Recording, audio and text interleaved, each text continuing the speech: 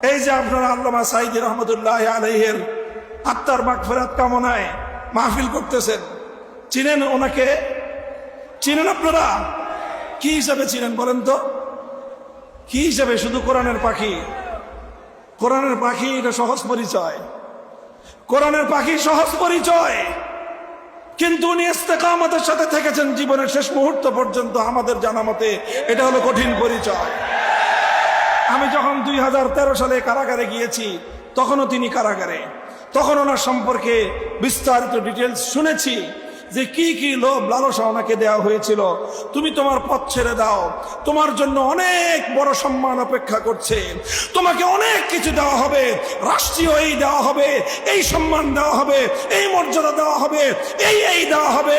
সব লোভ লালসাকে তিনি দুপায়ে দলেছেন, লোভ লালসাকে তিনি কবর রচনা করেছেন, ইস্তেকামতের সাথে ঈমানের পথে ছিলেন।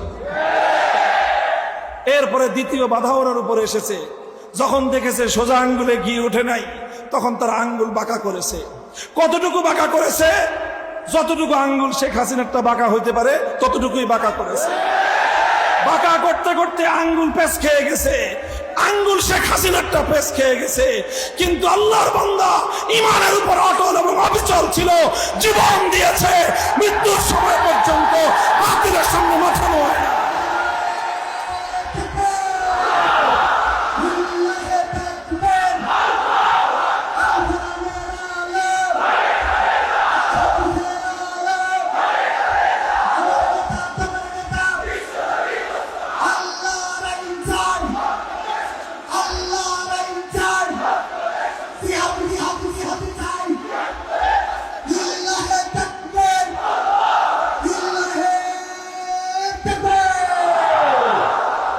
মুহতারাম হাজিরিন, এই জন্য বললাম ইস্তেকামতের সাথে থাকতে গেলে কখনো আপনার উপর, আপনার সামনে লোভ লালসার বাধা আসবে, এই বাধা ডিঙ্গাতে হবে। এরপরে আসবে ভয়ভীতির বাধা, ওই বাধাকেও ডিঙ্গিয়ে যখন আপনি সামনে চলতে পারবেন, তখনই আপনাকে ইস্তেকামতের সার্টিফিকেট দেওয়া হবে। ইমাম আবু হানিফা রহমতুল্লাহ আলাইহি, ইমাম আবু হানিফা রহমতুল্লাহ আলাইহি ইস্তেকামতের এই দৃষ্টান্ত মুসলমানদের ইতিহাসের প্রতিটি বাঁকে বাঁকে খুঁজে পাওয়া যাবে। ইসলামী উম্মার 1400 বছরের ইতিহাস ইস্তেকামতের ইতিহাসের সোনালী পাতার দ্বারা ভরপুর। ইমাম আবু হানিফা রহমতুল্লাহ আলাইহি সময়ের অত্যাচারী শাসক, ওনাকে ওনার হকের পথ থেকে বিচ্যুত করার জন্য প্রথমে প্রস্তাব করেছিল চিফ জাস্টিস হওয়ার অফার। কি অফার? কি বললাম? প্রধান বিচারপতি হন আপনি, রাষ্ট্রের প্রধান বিচারপতি। রাষ্ট্রনায়কের পরেই, প্রধানমন্ত্রীর পরেই সবচেয়ে গুরুত্বপূর্ণ দায়িত্ব ছিল প্রধান বিচারপতি।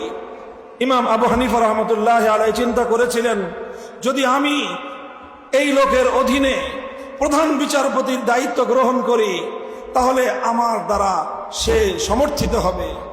অথচ সে হলো একজন জালেম, সে একজন অত্যাচারী।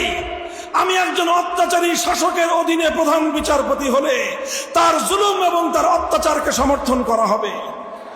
ইমাম আবু হানিফা রহমতুল্লাহ আলাইহি প্রত্যাখ্যান করলেন যে না, আমি প্রধান বিচারপতির মন্ত্রিত্ব চাই না, আমি প্রধান বিচারপতির এই আসন গ্রহণ করে একজন জালেমকে বৈধতা দিতে পারি না। ইমাম আবু হানিফা সেই জালেম শাসককে বৈধতা দেন নাই।